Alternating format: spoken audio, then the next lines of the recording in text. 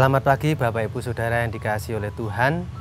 Kita bertemu lagi lewat program Renungan Pagi pada kesempatan pagi hari ini. Renungan firman Tuhan saya akan ambil dalam kitab Hosea 6 ayat yang ketiga.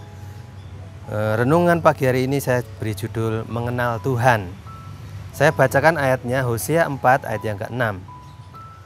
Umatku binasa karena tidak mengenal Allah. Karena engkaulah yang menolak pengenalan itu, maka aku menolak engkau menjadi imamku. Dan karena engkau melupakan pengajaran Allahmu, maka aku juga akan melupakan anak-anakmu.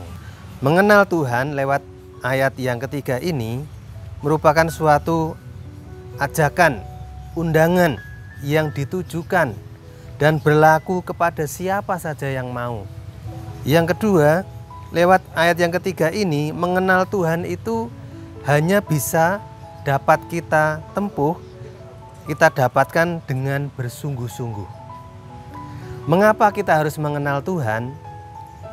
Yang pertama, saudara, orang yang kita mau kenali tentu orang yang kita ingini, kita sukai, kita cintai, dan kita mau dekat dan kita mau kenal.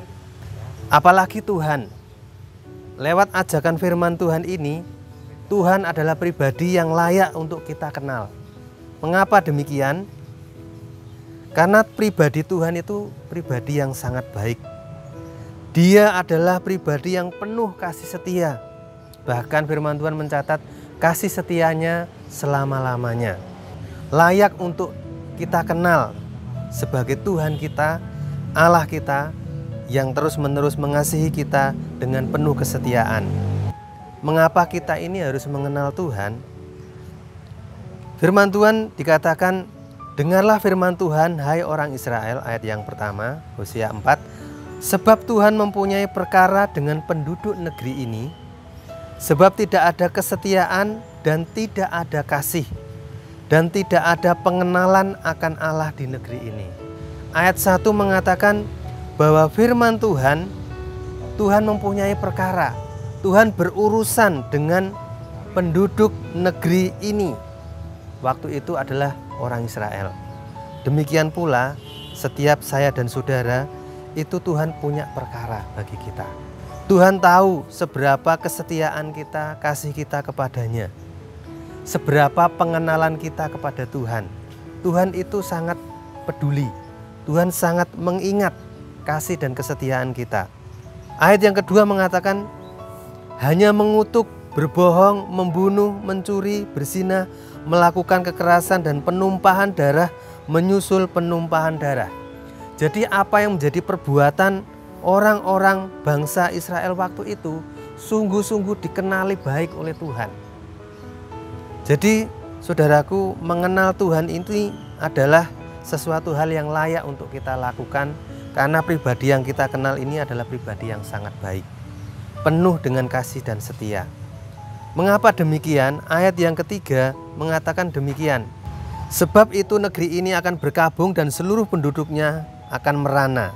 Juga binatang-binatang di padang dan burung-burung di udara, bahkan ikan-ikan di laut akan mati lenyap.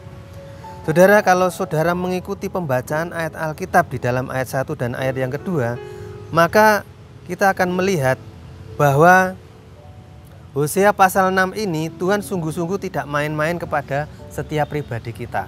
Ayat 1 Hosea pasal 6, mari kita akan berbalik kepada Tuhan. Sebab dialah yang telah menerkam dan yang akan menyembuhkan kita. Dia pribadi yang menyembuhkan. Yang telah memukul dan yang akan membalut kita. Dia pribadi yang membalut luka kita. Kemudian Ia akan menghidupkan kita sesudah 2 hari. Pada hari yang ketiga Ia akan membangkitkan kita dan kita akan hidup di hadapannya. Artinya bahwa Ia adalah pribadi yang menghidupkan kita. Sekalipun dulu waktu kita belum percaya, kita mati karena dosa-dosa kita. Tapi karena kita mau percaya dan berusaha mengenal Tuhan, Dia pasti akan menghidupkan saya dan saudara. Yang kedua, saudara, mengapa kita harus mengenal Tuhan? Hosea pasal 4 ayat yang ke-6 tadi mengatakan, umatku binasa karena tidak mengenal Allah. Jadi supaya jangan kita binasa, itu satu-satunya alasan yang sangat penting untuk kita hidupi dalam hidup ini. Hidup kita tidak selamanya di dunia. Kita masih melanjutkan kehidupan yang akan datang. Hidup di dunia dibatasi oleh usia. Jangan sampai binasa kekal. Jadi ini merupakan pilihan kita. Jangan sampai dikatakan menolak seperti umat Israel. Umatku binasa karena tidak mengenal Allah. Karena engkaulah yang menolak pengenalan itu. Jadi pengenalan itu merupakan keputusan dan pilihan kita masing-masing sebagai umatnya. Jadi jangan sampai kita menolak pengenalan itu, saudara. Mengapa Israel menolak pengenalan akan Tuhan? Mereka menolaknya, mereka memutuskan, mereka memilih menolak untuk menjadi imamnya Tuhan. Padahal seorang imam itu orang pilihan Tuhan, yang melayani Tuhan, yang berdoa di hadapan Tuhan. Jangan sampai kita menolak sebagai umat pilihannya Tuhan. Jangan sampai kita melupakan pengajaran Allah kita. Karena itulah satu-satunya alasan untuk kita mengenal Tuhan. Ya. Tuhan mengenal saya dan saudara. Tapi apakah pengenalan kita bertumbuh di dalam Tuhan? Itu menjadi pertanyaan penting. Yang ketiga, mengapa kita harus mengenal Tuhan? Supaya jangan pada akhirnya Tuhan menolak kita. Di dalam Hosea 4 ayat yang ke-6b mengatakan, karena engkau menolak, maka aku pun menolak engkau. Ini firman Tuhan. Jadi penerimaan kesungguhan kita mengenal Tuhan itu akan menentukan di akhirnya nanti kita akan diterima sebagai umatnya di hidup yang mendatang, hidup yang kekal itu. Matius 7 ayat 22-23 mengatakan demikian. Pada hari terakhir banyak orang akan berseru kepadaku, Tuhan, Tuhan, bukankah kami bernubuat demi namamu dan mengusir setan demi namamu dan mengadakan banyak mujizat demi namamu juga? Pada waktu itulah aku akan berterus terang kepada mereka. Mereka siapa? Mereka yang berseru kepada Tuhan. Tuhan Yesus katakan dan berkata, aku tidak pernah mengenal kamu, enyahlah daripadaku, kamu sekalian pembuat kejahatan. Artinya pengenalan ini sangat penting untuk kita melakukan pekerjaan Tuhan, melayani Tuhan, itu didasari dengan pengenalan kita kepada pribadi Tuhan. Sebab jika tidak demikian, apapun yang kita lakukan di hadapan Tuhan, itu dianggap sebagai pembuat kejahatan. Mengenal Tuhan berarti melayani Tuhan dengan benar, melakukan sesuai kehendak Tuhan, rencana Tuhan, keinginan dan kemauan Tuhan, bukan kemauan kita yang kita paksakan. Bagaimana cara kita mengenal Tuhan? Saudara dan saya bisa mengenal satu dengan yang lain dengan cara bergaul dengan orang tersebut. Semakin pengenalan saudara baik, berarti saudara sering bergaul dengan orang yang kita kenal. Contoh-contoh Alkitab dituliskan orang-orang yang hidupnya bergaul dengan Tuhan. Henokh di dalam Kejadian 5 ayat 24. Nuh, Kejadian 6 ayat yang ke-9. Ayub di dalam kitab Ayub 29 ayat yang ke-4. Dan yang akan kita teladani pada kesempatan ini adalah Daud. Mazmur 26 ayat 1-8. Yang pertama, Daud hidup dalam ketulusan. Daud hidup dalam kebenaran iman yang sungguh-sungguh. Dia tidak pernah meragukan janjinya Tuhan. Yang ketiga, Daud hidupnya fokus kepada kasih setia Tuhan. Yang keempat, Daud hidup dalam kebenarannya.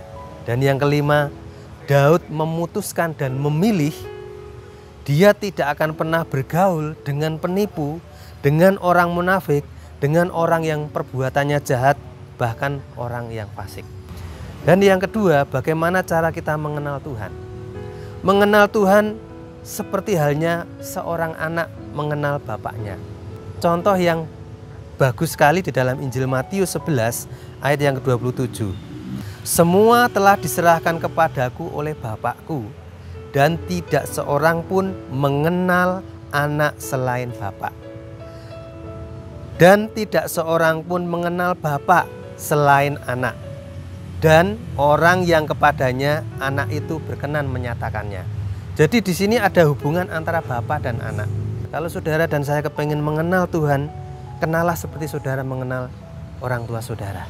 Jadi setiap hari ketemu, setiap hari saudara kenal, mendengar, bertemu dan berbincang-bincang.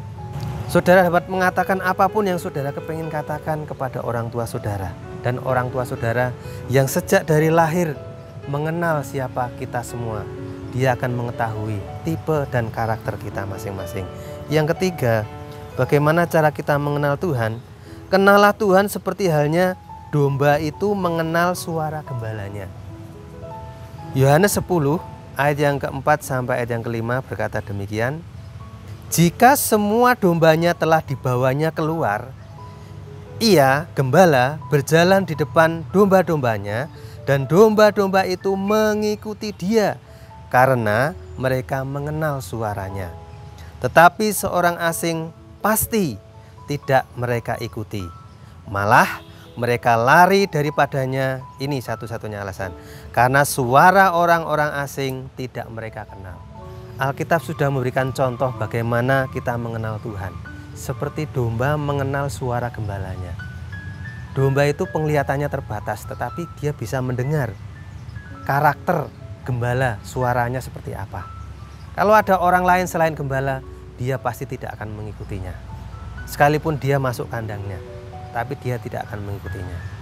Karena gembala ini setiap hari keluar masuk kandang.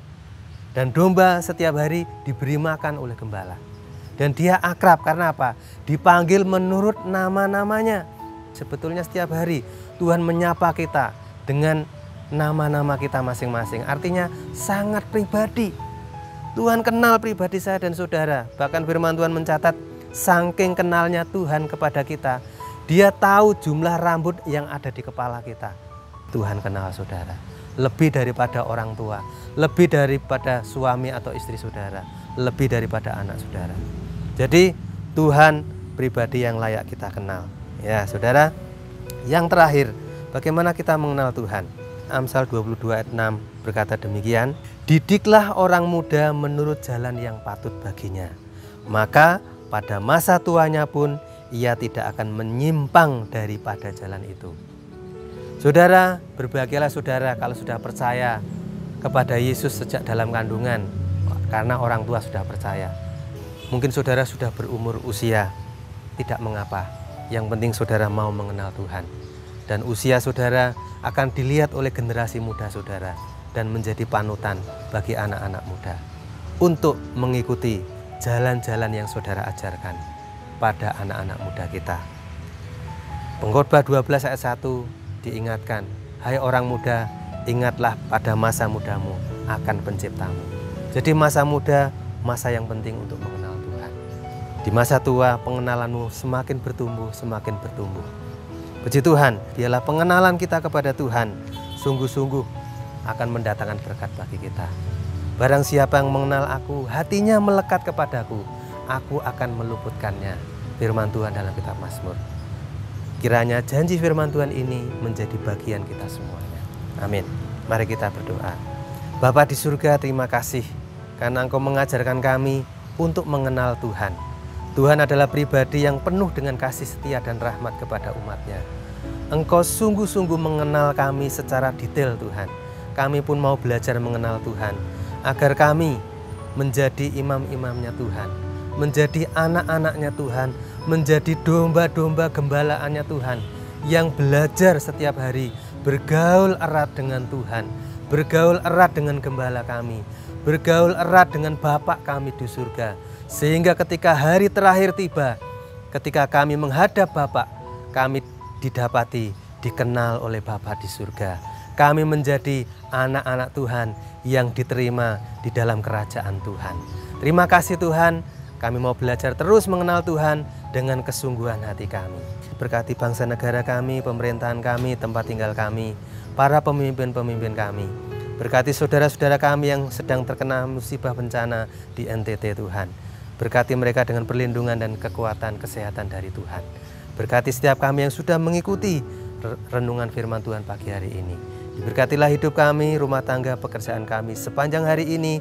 Tuhan buat berhasil untuk memuliakan nama Tuhan. Terima kasih Bapa, Dalam nama Tuhan Yesus Kristus kami berdoa dan mengucap syukur. Haleluya. Amin.